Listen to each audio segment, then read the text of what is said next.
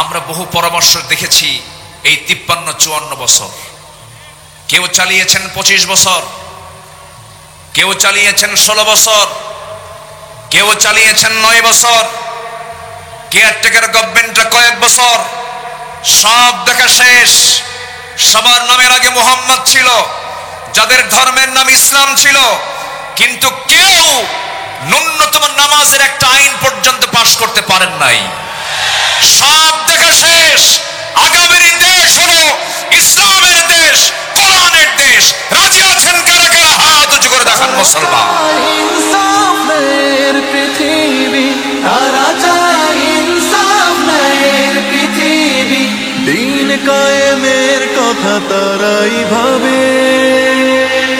জামাতের কর্মীরা সারা পৃথিবীতে কালেমারে আল্লাহ কবুল করুন। জোরে বলে আমিন, আরো জোরে আমিন। আমার দেশে এখন এই মুহূর্তে সবচেয়ে বড় সমস্যা হলো গদি সমস্যা। কি সমস্যা বলেন তো? এই যে গদি সমস্যা হচ্ছে এখন সবচেয়ে বড় সমস্যা। এখন যে সরকার আমার দেশে আছে, অস্থায়ী না স্থায়ী? অস্থায়ী।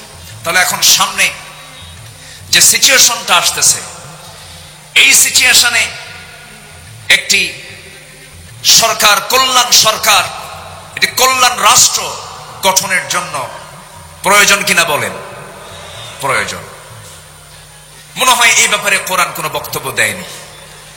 আসতে বলে, কোরআনে ব্যাপারে বক্তব্য আছে না নাই?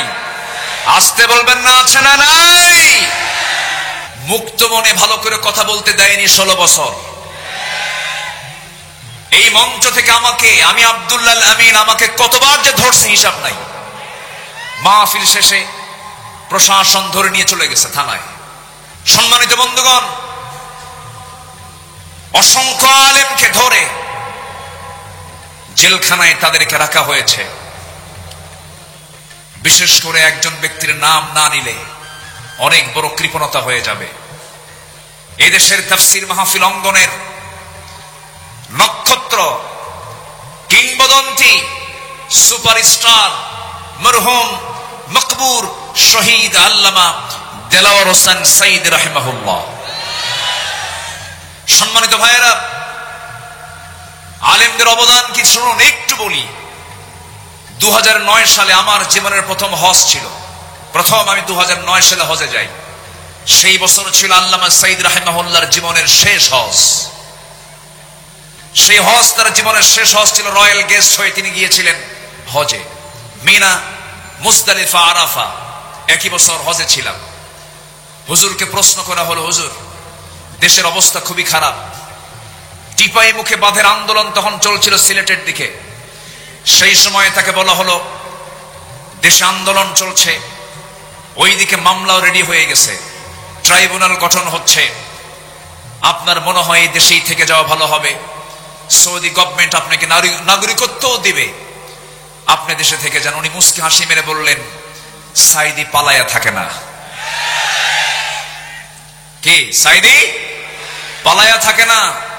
আমার দেশ, আমার সংগঠন, আমার কর্মী, আমার নেতা বিপদে থাকবে, সাইদি পালায়া থাকবে বাইরে। এই চরিত্র সুলভকে শিখান নাই। উনি বাইরে থাকেন নাই, উনি ফিরেছেন। সাহসিকতা নিয়ে ফিরেই তিনি 2010 সালের 30 জুন গ্রেফতার হয়েছেন।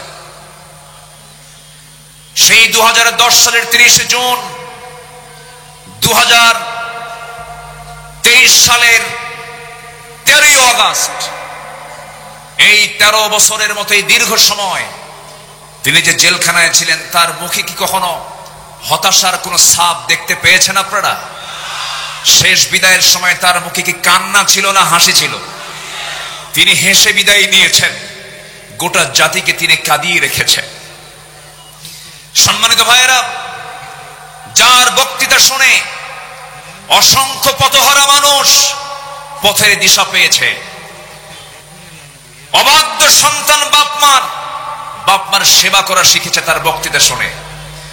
সেই দেশ গড়ার, সেই নাগরিক তৈরি করার মহান এই কারিগর আল্লামা সাইদিকে 13 বছর শুধু জেল নয়, সেলে রেখে, শুধু জেলখানায় নয়, হাজতে রেখে অবর্ণনীয় সীমাহীন অত্যাচার করা হয়েছে রিমান্ডে নিয়ে। চোখের পানিতে জায়নামাজ ভিজেছে, চোখের পানিতে জেলখানার বালিশ ভিজেছে। সম্মানিত ভাইয়েরা, সম্মানিত বন্ধুগণ, শেষমেশ এই পাশবিক শক্তি দিল্লির প্রেসক্রিপশনে চিকিৎসার নাম করে হসপিটালে নিয়ে ইমাম আবু হানিফার সেই একই পথ ধরে তাকে বিষ প্রয়োগ করে শহীদ করা হয়েছে। তাফসীর মাহফিলের এই প্ল্যাটফর্ম থেকে আমরা স্পষ্ট ভাষায় জানান দিতে চাই, অবিলম্বে আল্লামা সাঈদীর যারা খুনি তাদের চূড়ান্ত শাস্তি নিশ্চিত করা হোক। রাজি আছেন কারা কারা? হাত উঁচু করে দেখান মুসলমান। আল্লাহ কবুল করুন, জোরে বলে আমিন, আরো জোরে আমিন। আমার বিশ্বাস আল্লামা সাঈদীর সুরেই কথা বলতে চাই। উনি বলেছেন গোটা পৃথিবীর মধ্যে একমাত্র বাংলাদেশেই ইসলামী হুকুমত কায়েম হওয়ার জন্য একটা উর্বর জমিন, এটা বাংলাদেশ। এই জমিন আল্লাহর দিন কায়েম হবে, জোরে বলি ইনশাআল্লাহ, আর জোরে বলি ইনশাআল্লাহ। আসুন আমরা বর্তমান দেশের যে সংকট, একটি কল্যাণ রাষ্ট্র, ইসলামী রাষ্ট্র গঠনে রাসূলুল্লাহর আদর্শ কি ছিল এবং আমাদের করণীয় কি, এই বিষয়ে কিছু কথা বলতে চাচ্ছি। এক যুগেরও বেশি সময় ধরে আঞ্জুমানে খেদমতে কোরআনের এই মাহফিল হতে দেয়নি ফেরেশতারা। ফেরেশতারা বলবো না, ফেরেশতাই তো বলবো। ফেরেশতা দেখা যায় না, ওদেরও তো এখন দেখা যায় না, ওরা তো নাই। অযোগ্য ব্যক্তিত্বহীন নেতৃত্ব ছিল বিগত সময়ে, যাদের মুখের ভাষা ছিল হলো মূর্খদের মতো, ব্যক্তিত্বহীনদের মতো। প্রায় প্রায় বলতো খেলা হবে, বলতো না বলতো না? এই জাতীয় বক্তব্য কি একজন সচেতন ব্যক্তির মুখ থেকে বের হতে পারে? মান কানা ইউমিনু বিল্লাহ ওয়াল ইয়াউমিল আখির ফালইয়াকুল খায়রান আও ইয়াসমুত। যে ব্যক্তি আল্লাহর প্রতি বিশ্বাস করবে, পরকালকে বিশ্বাস করবে, সে যদি কোনো কথা পায় ভালো কথা বলবে, যদি কথা না পায় চুপ থাকবে। চুপ থাকাটাও নাজাত। বহু লম্বা সময় আমার নবী মাঝে মাঝে চুপ থাকতেন, কোনো কথাই বলতেন না।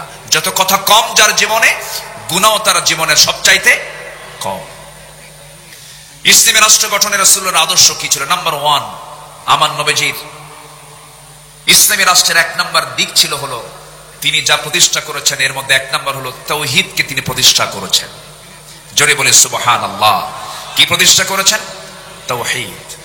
আল্লাহ রাব্বুল আলামিন বলেন, কুল ইন্নামা ইউহি ইলাইয়া আন্নামা ইলাহুকুম ইলাহুন ওয়াহিদ ফাহাল আনতুম মুসলিমুন। সূরাতুল আম্বিয়া 108 নম্বর আয়াত। হে রাসূল, আপনি বলে দেন আমার প্রতি ওহী প্রেরণ করা হয়, তোমাদের ইলাহ একক আল্লাহ, সুতরাং তোমরা কি আত্মসমর্পণকারী হবে না? প্রশ্ন করা হচ্ছে, রাসূলকে এই কথা বলে দেওয়া হলো। নবীজি মক্কার মাটিতে মার খেয়েছেন না মার দিয়েছেন? বলেন বলেন বলেন, মার খেয়েছেন না মার দিয়েছেন? আর মদিনার মাটিতে এসে মার খেয়েছেন না মার দিয়েছেন? তাহলে দিনের জন্য মায়ের খাওয়াও সুন্নাত, মায়ের জোরে মায়ের মায়ের দেওয়াও সুন্নাত। রাসূল কি হাতে অস্ত্র নেননি? হাতে অস্ত্র নেননি? ঘোড়ায় চড়েন নাই? লৌহ বর্ম পরিধান করেন নাই? বর্ষা হাতে নেন নাই? আমার নবীর ঘরের ফার্নিচার ছিল হলো বর্ষা, তরবারি। আমার নবীর ঘরের ফার্নিচার ছিল এগুলো। সম্মানিত ভাইয়েরা, আমার নবীজি শিরককে মূলোৎপাটন করেছেন এবং তিনি বলেছেন, বয়স্তু কাসরাতিল আসনাম, মূর্তিকে চুরমার করে দেওয়ার জন্য আল্লাহ তাআলা আমাকে দুনিয়াতে পাঠিয়েছেন। আল্লাহু আকবার বলেন। আবার ভুল বুঝবেন না, আব্দুল আল আমিন আজকে বলে গেছে মূর্তি যা আছে সব ভেঙে ফেলো, এটা আবার উল্টা বুঝবেন না। এখানে আমার নবীজি যখন মক্কার বাসিন্দা ছিলেন 13 বছর, ওই 13 বছর আমার নবীজি মক্কার ভিতরে ওই কুরাইশদের সাজানো 360টা মূর্তি তারা কাবার ভিতরে পর্যন্ত রেখেছিল। রাসূল সরাতে পারেন নাই, কারণ সেই সময় তার হাতে কোনো ক্ষমতা ছিল না। তখন মক্কার সিটি মেয়র ছিল আবু জেহেল, সিটমের কে ছিল? আবু জেহেল। রাসূল পারেন নাই। আমার নবীজি ডোর টু ডোর কালিমার দাওয়াত দিতে লাগলেন। একদিন কাবা শরীফ আমার রাসূল নামাজ আদায় করছিলেন। আবু জেহেল এবং কুরাইশদের কিছু নেতারা সব এই দাওয়াতকে উপহাস করলো, ঠাট্টা করলো। এক পর্যায়ে আবু জেহেল অন্যদেরকে বলল, কে আছো? উটের জবাই করা তাজা ভুঁড়ি মুহাম্মাদের পিঠে নিক্ষেপ করবে যখন সে সেজদায় যাবে। আমার নবীজি সেজদায় গেলেন। পাপিষ্ঠ এই নরাধমগুলো একটু মায়াও করল। রাসূল যখন রুকুতে গেছেন সেই সময় নবীর পিঠে উটের পচা একটা নারী ভুঁড়ি রাসূলের পিঠে চাপায়া দিয়েছে। আমার নবীজি ওজন সহ্য করতে না পেরে মুখ থুবড়ে জমিনে পড়ে গেলেন। সিরাত ইবনে হিশাম গ্রন্থে এসেছে, ফাতিমা রাদিয়াল্লাহু তাআলা আনহা দৌড় মেরে এসে নবীকে সেই জায়গা থেকে উটের পচা নারী ভুঁড়িগুলো সরায় দিয়ে তাকে সেখান থেকে তুললেন। আমার নবীজি সেই দিন কাদা কাদা কণ্ঠে দুহাত উঁচু করে একটা দোয়া করেছিলেন। সেই দোয়াটা হলো, সেই দোয়ার মধ্যে বদদোয়া ছিল, নাম ধরে ধরে দোয়া করেছেন।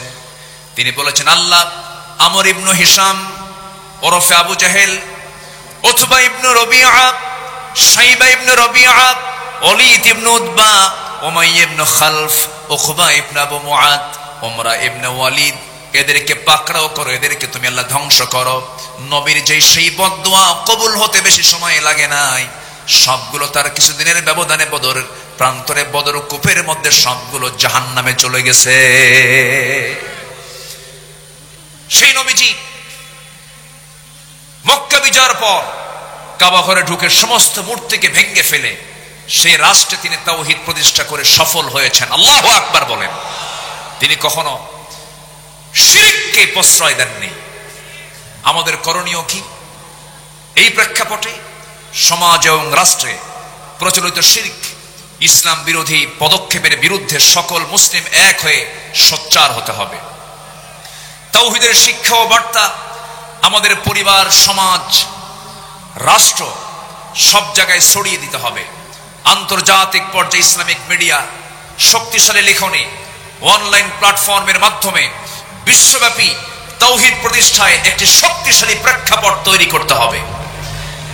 নাম্বার 2, একটি ইসলামী রাষ্ট্র গঠনের রাসূলের আদর্শ কি ছিল? আমার রাসূল যে রাষ্ট্র গঠন করেছেন তার 2 নাম্বার দিক ছিল হলো সকল হিংসা দূর করে সেখানে তিনি ভ্রাতৃত্ব প্রতিষ্ঠা করেছিলেন। জোরে বলি সুবহানাল্লাহ। আল্লাহ রাব্বুল আলামিন বলেন, ইন্নামাল মুমিনুনা ইখওয়াতুন ফাআসলিহু বাইনা আখাওয়াইকুম ওয়াত্তাকুল্লাহ। সূরাতুল হুজুরাত আয়াত নাম্বার 10। আল্লাহ পাক বলছেন, নিঃসন্দেহে মুমিনরা হলো পরস্পরের ভাই ভাই।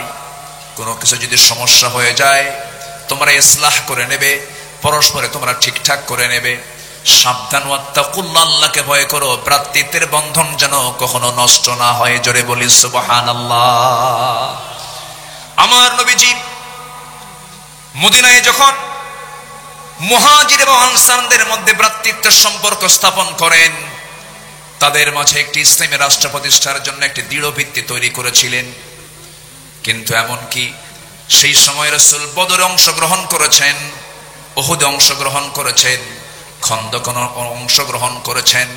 কিন্তু হুনাইন যুদ্ধের পর একটা প্রবলেম হয়েছিল। সেই প্রবলেমটা হলো হুনাইন যুদ্ধের শেষে আমার রাসূল কুরাইশ এবং অন্যান্য আরব গোত্রগুলোকে প্রচুর পরিমাণ গনিমত বন্টন করে দিলেন।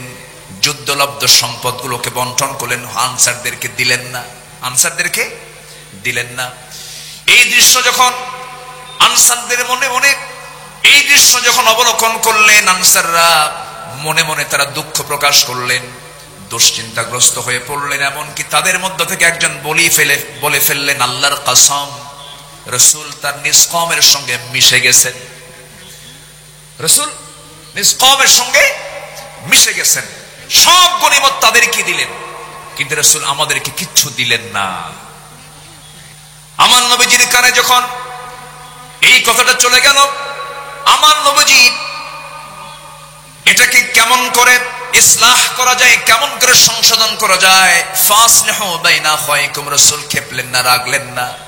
সেই সময় রাসূল একটা ভাষণ দিয়েছেন, আওয়াজাতুম ইয়া মা'শারাল আনসারি ফি আনফুসিকুম ফি লা'আতিম মিনাদ দুনিয়া তাল্লাফতু বিহা কওমান লিয়ুসলিমু ওয়া কালতুকুম ইলা ইসলামিকুম আলা তারদাউনা ইয়া মা'শারাল আনসারি আন ইয়াযহাবান নাস ইয়া বিশাতি ওয়াল বা'ইফ ওয়া তারজিউ বিরাসূলিল্লাহি সাল্লাল্লাহু আলাইহি ওয়াসাল্লাম ইলা রিহালিকুম।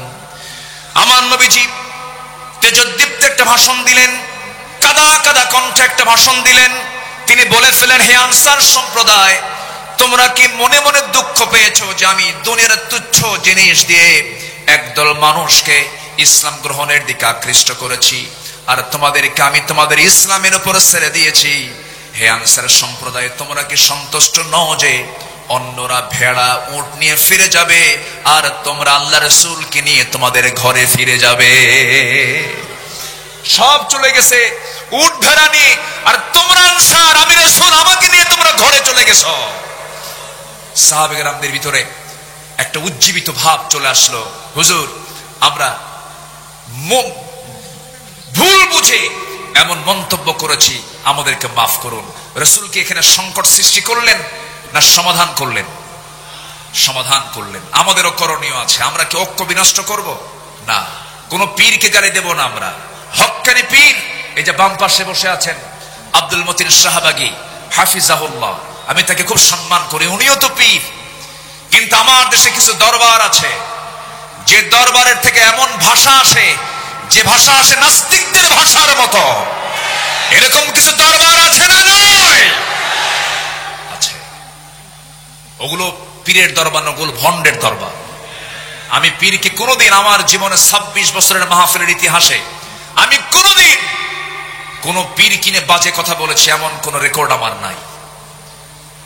হক্কানি পীর অবশ্যই সম্মান করব না কেন, কিন্তু যে পীরের মুখ থেকে বাজে কথা বের হবে, পানির তলে মোমবাতি বাবা বাতাসে নেবে না, বাবার নামে হালকা দিলে উজু গোসল লাগে না, এই সমস্ত ভণ্ডামিগুলো যে সমস্ত দরবার থেকে বের হয়, যে সমস্ত দরবারে কবরে মাজারে সেজদা হয়, ওই সমস্ত দরবারের ভণ্ডদের হাত পা ভেঙে গুঁড়ো করে দেওয়া দরকার। ওগুলো সব শিরকের আকড়া, ইবলিসের পাঠশালা। আল্লাহ পাক ওগুলো থেকে বাঁচান। জোরে বলি আমিন, আরো জোরে আমিন। নাম্বার 3, আমার রাসূলের ইসলামী রাষ্ট্রের কতগুলো যে গুণগত দিক ছিল, তার মধ্যে 3 নম্বর হলো তিনি ন্যায় বিচার প্রতিষ্ঠা করেছিলেন। কি বিচার প্রতিষ্ঠা করেছেন? ন্যায় বিচার। কারণ আল্লাহ পাক সূরা নাহলের 90 নম্বর আয়াতে বলেছেন, ইন্নাল্লাহা ইয়া'মুরুকুম বিল আদলি ওয়াল ইহসানি ওয়া ইতা'i যিল কুরবা ওয়া ইয়ানহা আনিল ফাহশাই ওয়াল মুনকারি ওয়াল বাগি ইয়া'iদুকুম লা'আল্লাকুম তাযাক্কারুন। আল্লাহ পাক ন্যায় বিচার প্রতিষ্ঠার কথা বলেছেন। আমার নবীজি কোন জাতি বর্ণ সম্প্রদায়ের প্রতি পক্ষপাত দেখাতেন না। এমনকি একটা ঘটনা সবার জানা আছে, ফাতিমা নামে একজন সম্ভ্রান্ত পরিবারের মহিলা চুরি করে ধরা পড়ে। আস-সারিকু ওয়াস-সারিকাতু ফাকতাউ আইদিয়াহুমা। চুরি করে যখন একজন মহিলা চোর যখন ধরা পড়ে গেল, রাসূল বললেন, কোন কথা নাই, হাত কেটে ফেলো। বিচারক মুহাম্মদ সাল্লাল্লাহু আলাইহি ওয়াসাল্লাম বললেন, হাত কেটে ফেলো। ওই সম্ভ্রান্ত পরিবারের মহিলাটার নাম ছিল ফাতিমা। তার বংশের লোকজন সব সাইয়েদনা ওমর ফারুকের কাছে এসে বলছে, ওমর ফারুক রাদিয়াল্লাহু তাআলা আনহু, তোমার কথা আমাদের রাসূল শুনবেন, একটু আমাদের জন্য সুপারিশ করা যায় কিনা? তিনি বললেন, ঠিক আছে, আমি যাব। নবীর সামনে গিয়ে দাঁড়ালেন, রাসূলকে লক্ষ্য করে বলছেন, ইয়া রাসূলুল্লাহি, দেখুন তো সম্ভ্রান্ত পরিবারের যেহেতু একজন মহিলা হাত কাটলে কেমন হয়, মান সম্মানটা নষ্ট হয়ে যায়। আমার নবীর সেই সময় রক্তিম আকারের চেহারা ধারণ হলো, রাসূলের চেহারা লাল হয়ে গেল এবং তিনি বলে ফেললেন, আল্লাহি লাউ আন্না ফাতিমাতা বিনতে মুহাম্মাদিন সারাকাত লাকাতাতু ইয়াদাহা। আল্লাহর কসম করে বলি, যদি এই মুহূর্তে ওই ফাতিমা না হয়ে যদি বিশ্বনবী মুহাম্মদ বিন আব্দুল্লাহর যদি কলিজার টুকরা মেয়ে ফাতিমা যদি চুরি করে ধরা পড়তো, আমি রাসূল সবার চোখের সামনে এনে আমি রাসূল নিজে আমি আমার মেয়ের হাত কেটে দিতাম। জোরে বলি আল্লাহু আকবার। আইন সবার জন্য কি? আইন সবার জন্য কি? সমান। নাম্বার 4 হলো সামাজিক দায়িত্ব এবং দরিদ্রদের সহযোগিতা ছিল আমার রাসূলের, মানে একটি রাষ্ট্রের অন্যতম একটা বৈশিষ্ট্য ছিল।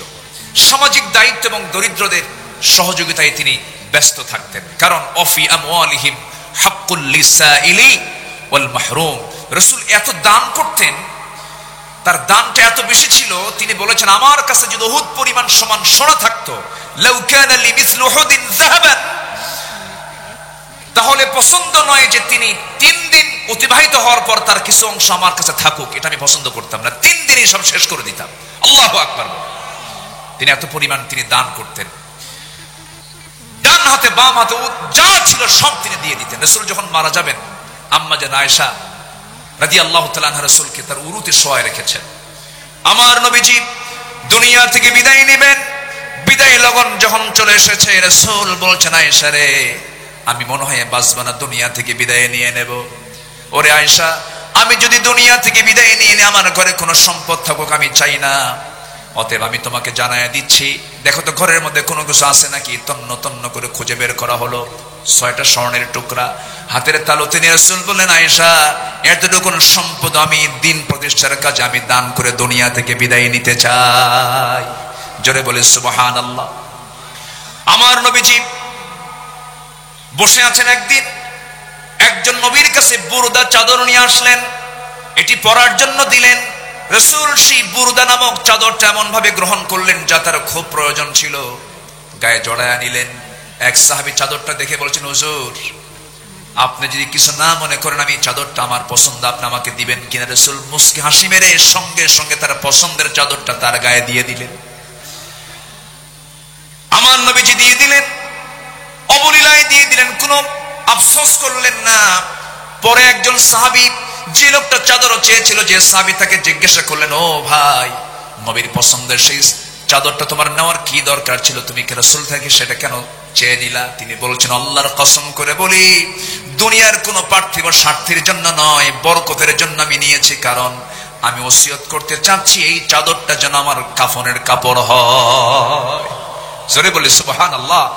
বুখারী শরীফের 6036 নম্বর হাদিস এটা। সম্মানিত ভাইয়েরা, এই জন্য আমরা উদার হব সামাজিক কাজে, দরিদ্রদের ব্যাপারে আমরা উদার হব। জোরে বলি ইনশাআল্লাহ। নাম্বার 5, রাষ্ট্রীয়ভাবে ইসলামী শিক্ষা প্রতিষ্ঠিতকরণ।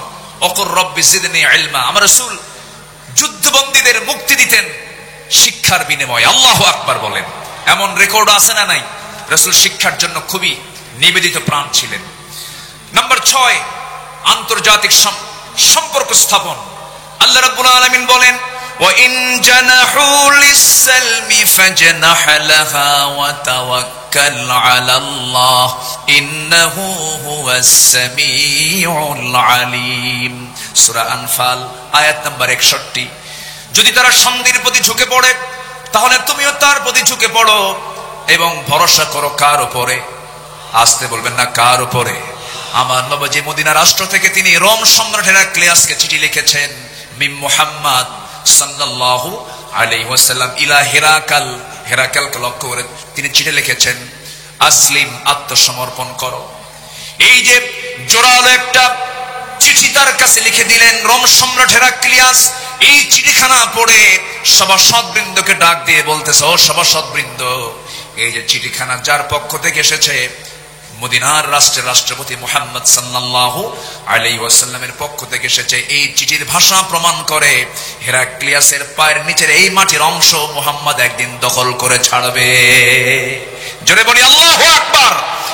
আমরা কোন রাশাকে ভয় পাবো না, আমরা কোন পরশক্তিকে ভয় পাবো না। রাশা বাঁচাবে না, আমেরিকা বাঁচাবে না, হিন্দুস্তান বাঁচাবে না, কেউ আমাকে বাঁচাবে না, কেউ আমাকে রক্ষা করতে পারবে না। আমাকে বাঁচাবেন তিনি কে?